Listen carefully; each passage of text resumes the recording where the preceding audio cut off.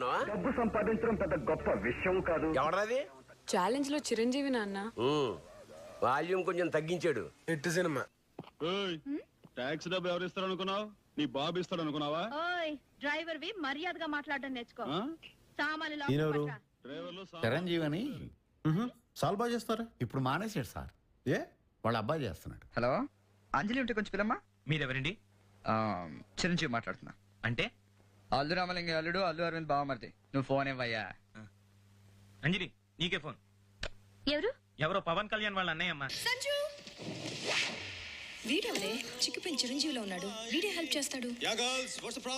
చూడు చోటు ఒకటే గుర్తుపెట్టుకో, Chiranjeevi cinema first day ticket దొరికినట్టు మన లాంటి వాళ్ళకి రేర్ గా రాడ్ దొరుకుతుంది.